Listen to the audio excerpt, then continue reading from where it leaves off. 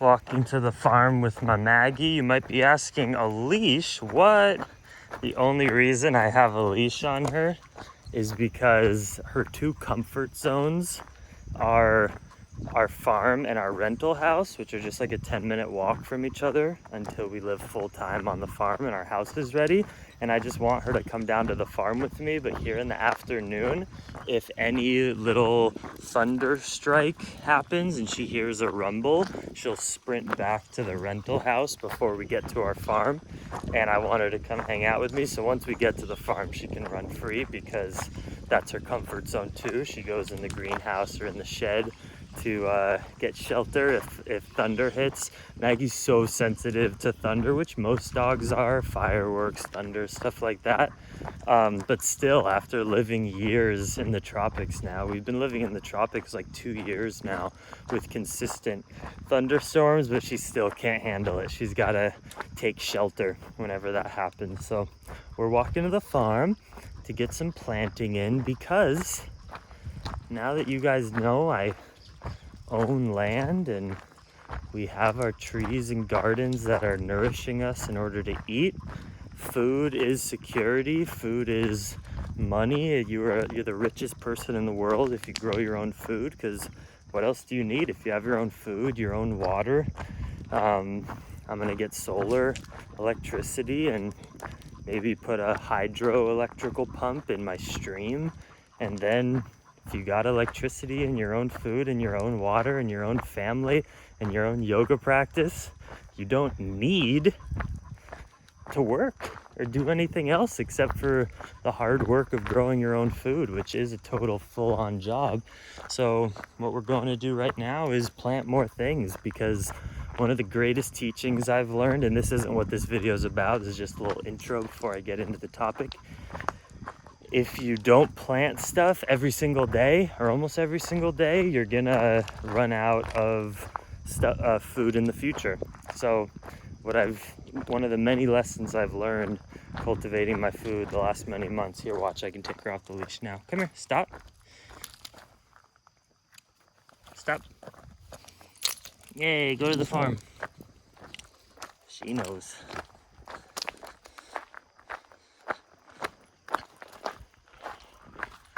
La finca.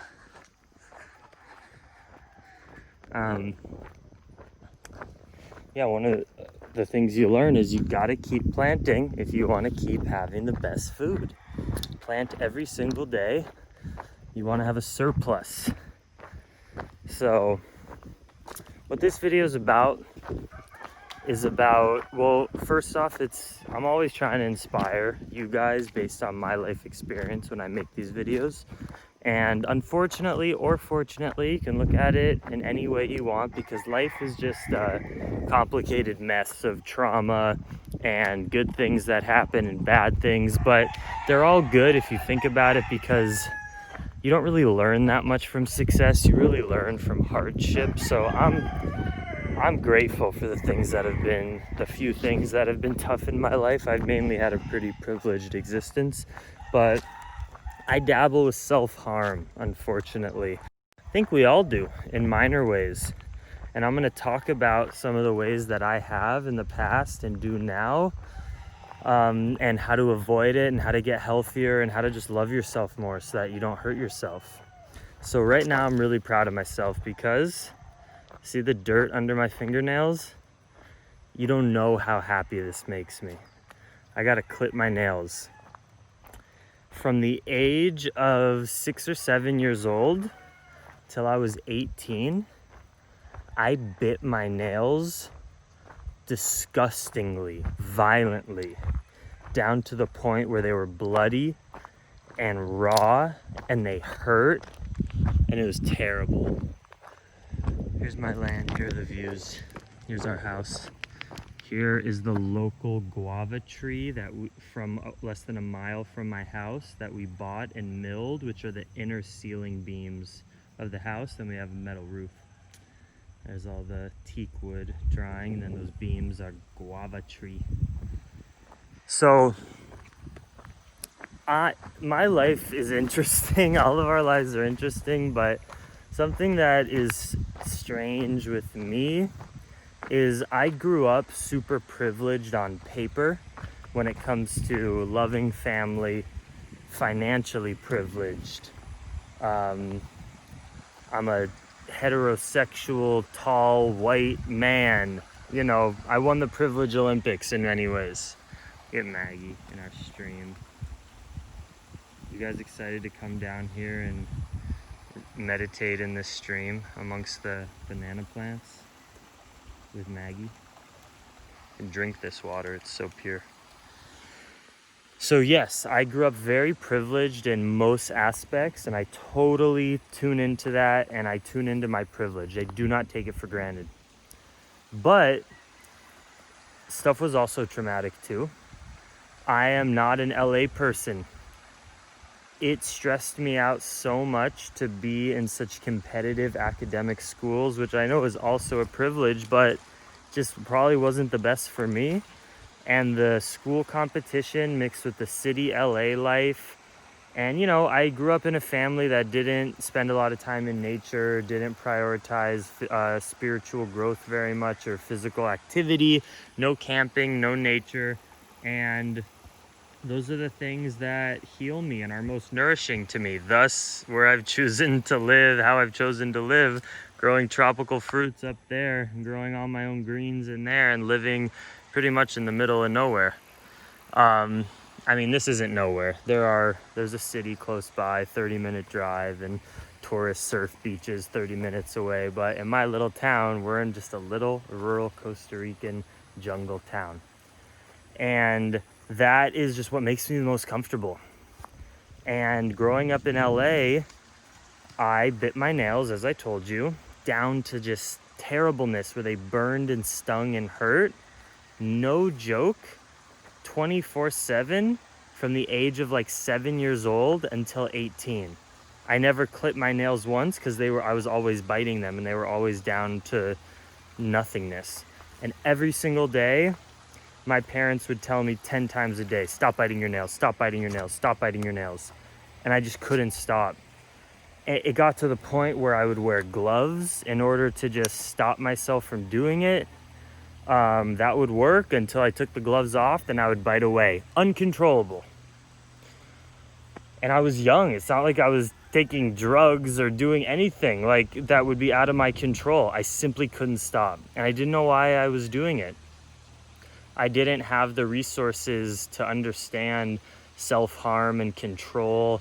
And then it wasn't until I was 18 years old and I left living my house in LA for the first time, and I took a gap year before going to college, and I was on my bike tour.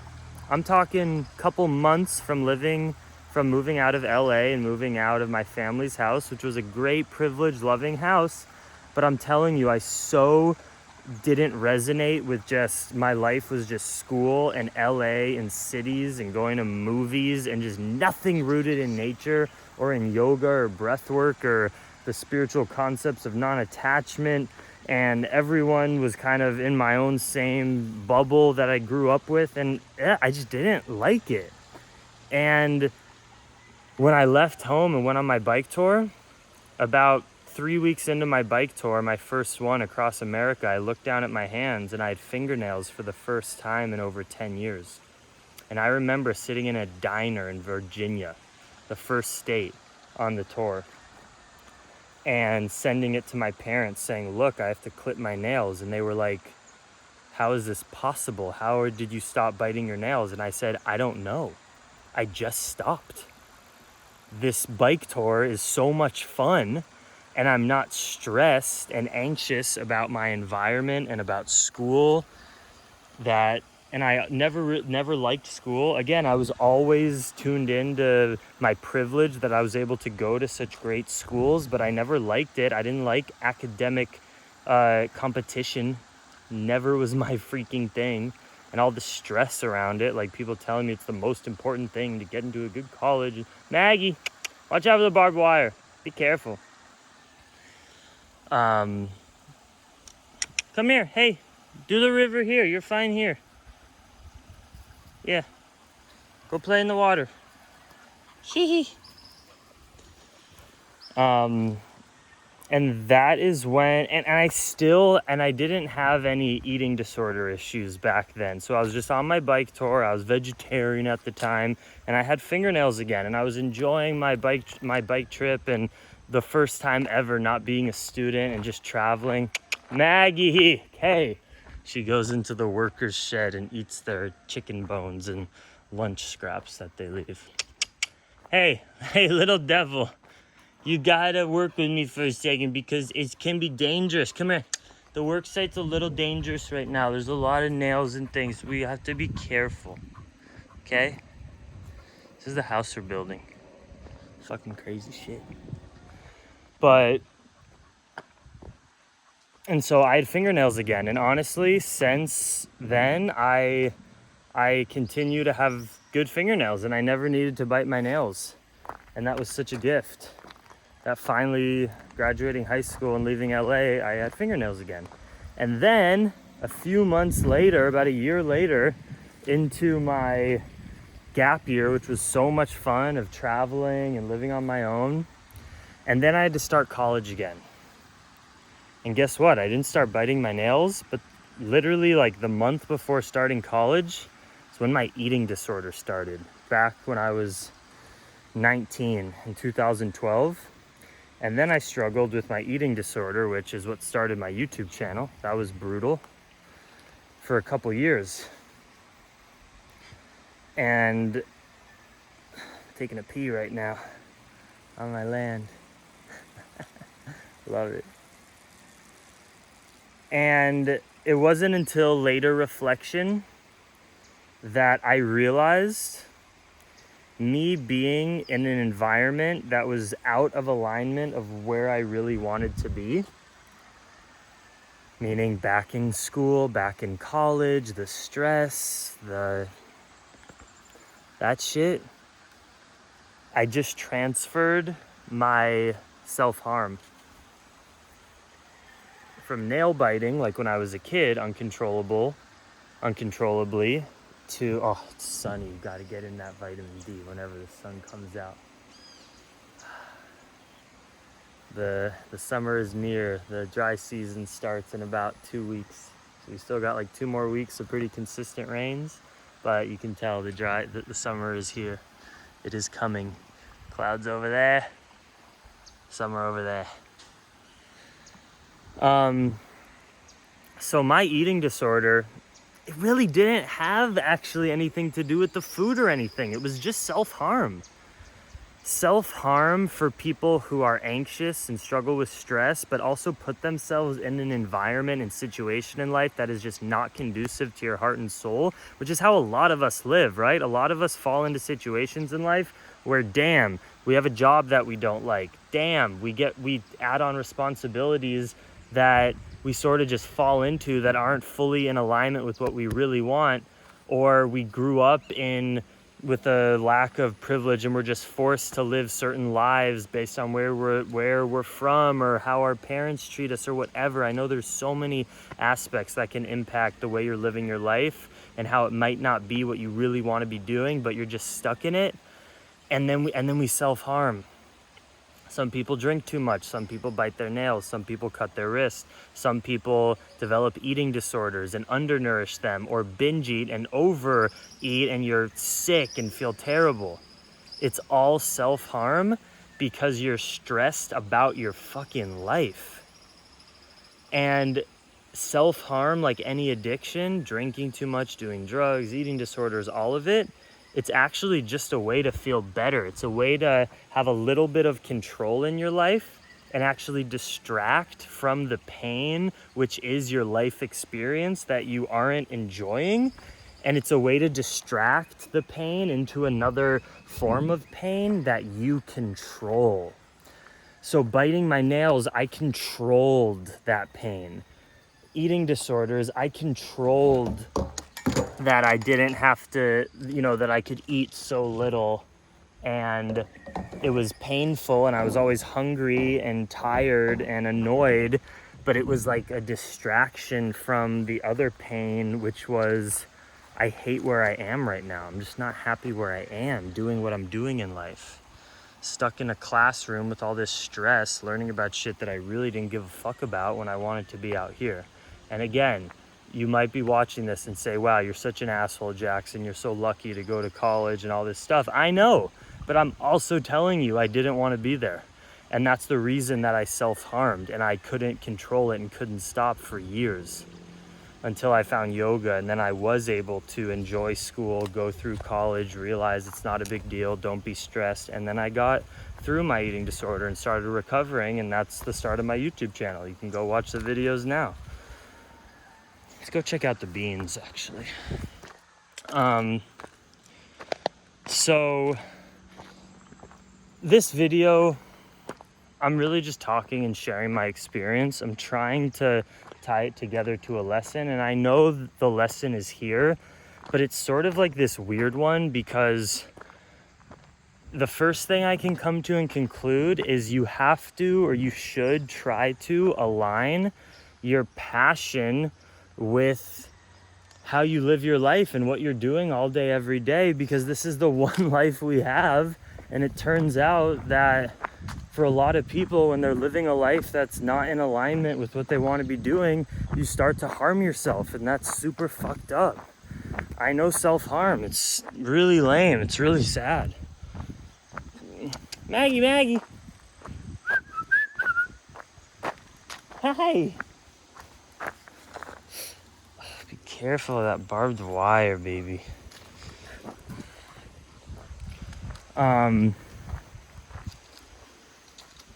And so the message should be, figure out how to live your best life and be in an environment around a tribe where you're doing what's actually nourishing to yourself. Whether you're an artist and you're making art all day with other people who like art, or you're working on a farm because you like to be around plants and growing your own food, or, I mean, you can go on and on.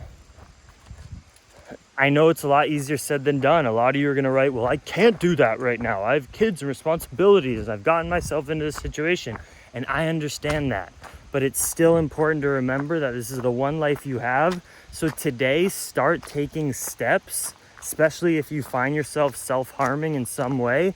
Start taking steps in order to align your life and work and what you do all day with something that makes you happy. What you got to. What's the point of living if you're not doing that and you're harming yourself because you're stressed? And then the next point is actually kind of the opposite of what I'm saying, because one thing that I learned from Rich Roll, and Rich Roll in his podcast talks so much about recovery, is this concept of pulling a geographic, which is a lot of people will say, okay, I'm self-harming. All I need to go do is change my environment and I'll be okay. So they go and move, or they quit their job and go do something else, but the self-harm or the addiction still stays.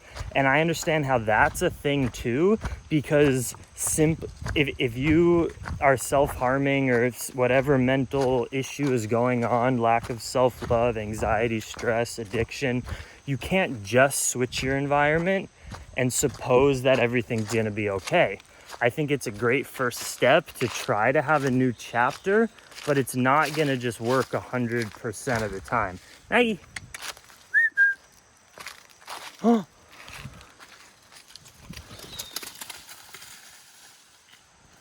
Show them how you rip it apart. Wow, both of them, huh? Nice.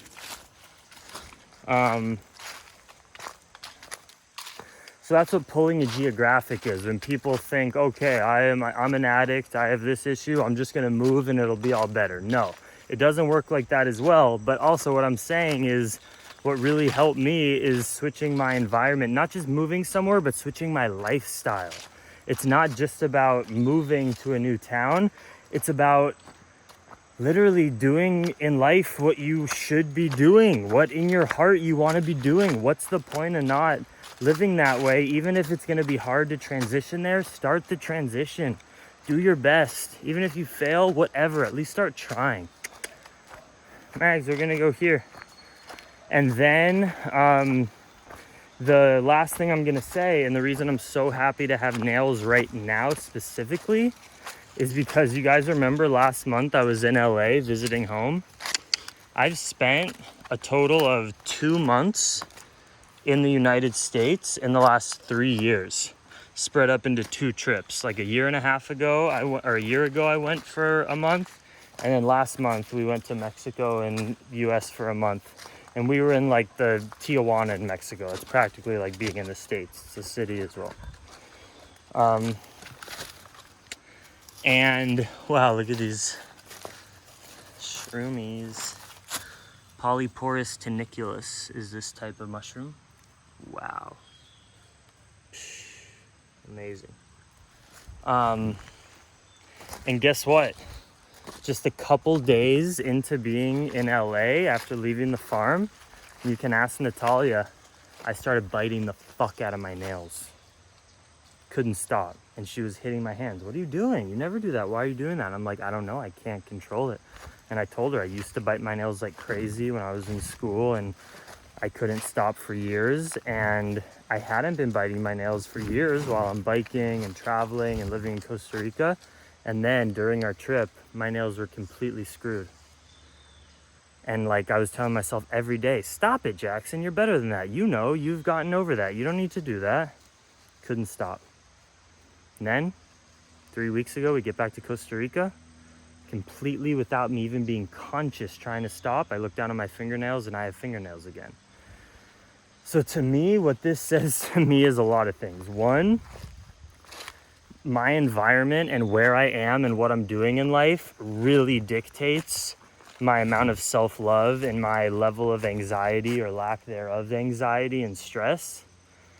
My environment means everything to me, and being in LA and just the stresses of that versus being here amongst my pineapple orchard and my old corn stalks, which I've planted beans next to, and we'll see those popping up soon.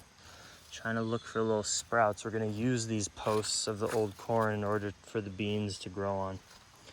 But we just planted a bunch. I don't see them yet. My environment completely transforms how I treat myself and love myself. And that's a hard pill to swallow because it makes sense. But I also know I want to be in control of my self-love and my life. I don't want, like, no matter where I am, if I'm in a place where I'm comfortable or not, I want to be healthy and love myself and not be anxious. But being in the States makes me so anxious, and I couldn't stop biting. And now I have big, thick nails that I have to clip because I'm back on my farm. So it's like there's kind of 2 messages. One, if you're self-harming, it will help if you switch your environment to something that's nourishing for you. But 2, for someone like me, it's important for me to tune in to myself and say, hey, in the future, even when you're in a place that makes you stress, it's not an excuse to self-harm. You got to still find a way to relax and love yourself and love your life and be grateful. So I hope you got something out of this video. Please comment down below if you can relate or what you learned to make me feel better, because I feel like I just rambled for 20 minutes. But hopefully you got something out of it. Let's share. Let's connect together. Share about a way that you self-harm and what you do to love yourself more and prevent it, or if you learned anything from this video. Go support me on Patreon if you enjoy these vids, all these free videos, just $5 a month, and you get tons of video. Like, I'm posting my yoga flows every other day on there, podcasts on Patreon, so go check it out. Much love, Dream Extreme. If you want to come rent a cabin on the land, we'll be ready in 2 or 3 months, so hit me up. Peace.